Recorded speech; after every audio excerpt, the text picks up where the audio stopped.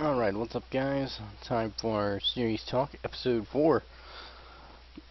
Yep, I apologize for the delay in this episode. I've been having some problems with my internet, as those who viewed the last video will know. But yeah, this video is going to be about the new patch and the Shen changes, mostly because Shen's always been one of my favorite tanks in the game, pretty much ever since he came out. But I originally thought that this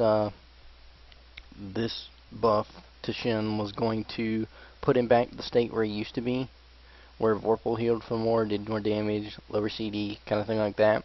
But no, they completely reworked most of his skills, and there's only, I think, 2 changes that I'm a little unhappy with.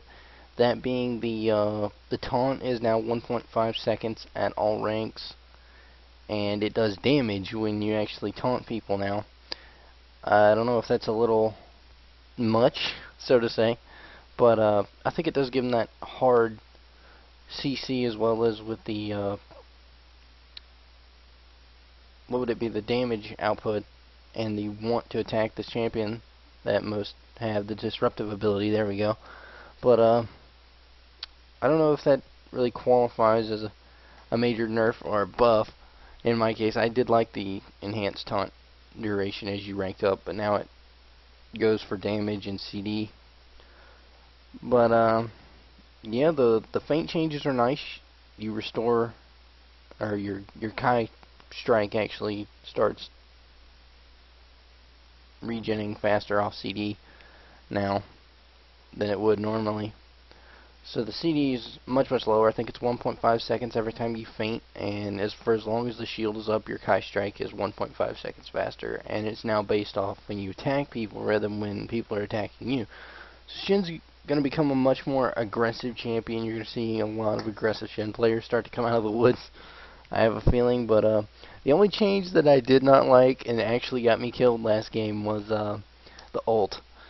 The ult has a increased channel duration. What this means is while you're actually standing there teleporting or channeling your teleport to the target that you shield, you're still vulnerable, and I'm so used to just popping it on and in 2 seconds getting out of there. I don't think about it, and I just do it, and it doesn't work out for me too well. Last game I was standing there going, what the freak, why am I not teleporting? And I forgot completely about the change until it came time to actually utilize that, and it was kind of funny because I just ended up dying right in the middle of 3 people. But yeah, that sometimes happens. But in this patch as well, we had the new champ released. I have played a couple games with him, and I like him. He's another tank that dishes out tons of soft CC, and then he has like 2 major CCs, and he's really mobile, but the thing is he's really slow as well. I guess this fits in with the theme of the diver suit being slow, but his base movement speed and just how fast he moves compared to some of the other champions, he's actually really slow. So once he might have some trouble getting into the fight, getting up to you. I recommend taking maybe boots of mobility to fix that. But other than that, he's an amazing champion for long I've been able to play of him so far. He dishes out tons of CC and is really able to hard lock 80 carries down, which is, his ult is just amazing for that. But definitely one of my most favorite champions released in quite a while. Really enjoyed his moveset, and I've always kind of had the Bioshock theme character design in mind. Now that we kind of have an official water champ, and no, I don't consider Fizz a water champ. I don't know why. Don't ask. I have no idea. But other than that, yeah, I think that's pretty much about it for release notes. Not too much was changed. There weren't a lot of buffs, nerfs in this patch particularly that I didn't like, but I'll go ahead and make sure I've covered the 2 big changes at least a little bit here, so you guys can have a better better look at it. I will also be posting the patch notes in the description bar below, so you guys will be able to go there and read it for yourself. So okay, here's pretty much the main is RE Spirit Rush. Got the cooldown between cast increased and just the base cooldown increased. Alistair looking like he got a little bit of, not too much of a buff, but just his mana cost got helped a little bit. Cassiope got slightly nerfed.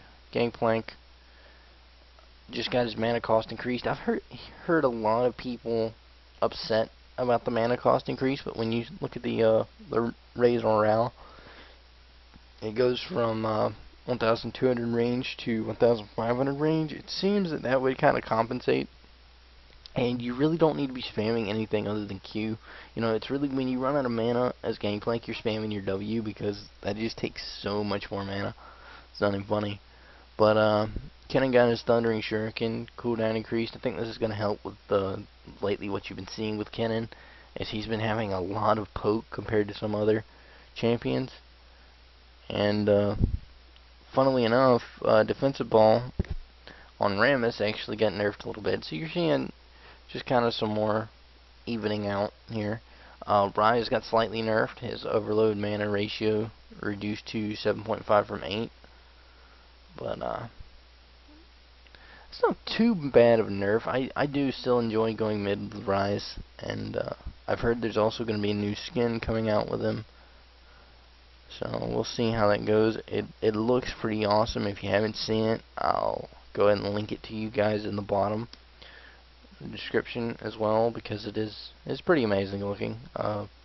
It's probably going to either be legendary or have new particles. I'm assuming it's going to be legendary, but we'll see.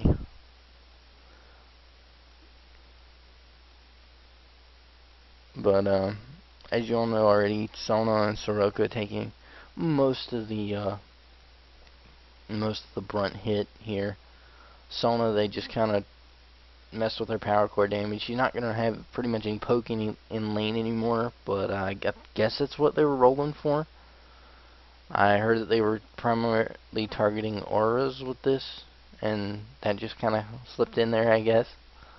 Soraka, of course, no longer can give mana to self. Thank God. She's no longer an instant sustain in lane all day champ. Still a very fun champ to play, but just not as much of a hard champion to push out of lane as she was, because it's just pretty crazy.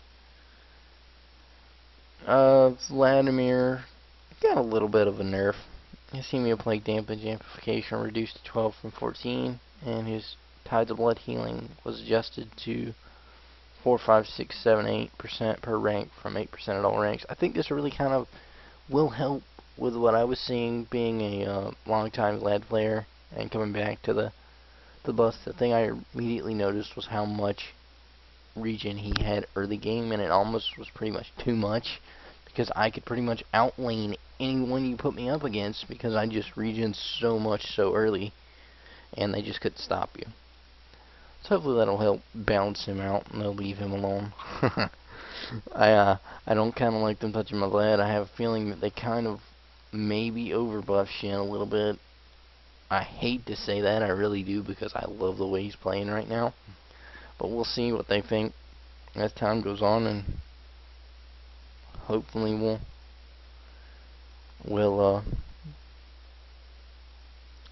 if he does get balanced again, he won't be too badly hit, because I really am enjoying picking back up Shen. Like I said, he's one of my favorite tanks, always has been. But I think that really the other major change, and this won't really affect, I guess, too many people won't really care, but Baron can no longer critically strike, but his base damage has been increased 10% to compensate. I was kind of interested with this change. What do you guys think about it? I want to hear some thoughts on this, because I think this will actually end up probably causing Baron to do more damage over time, making Baron kind of a little bit riskier to you and your team. But I haven't really got a chance to see this in action so much yet, so it's gonna be interesting. But I guess that means no more random crits Baron killing people, but it's gonna do more sustained damage over time. I guess that gives you a more option no longer to bait Baron and try to fight there because you might lose more HP, but I think that's what it's pretty much gonna affect.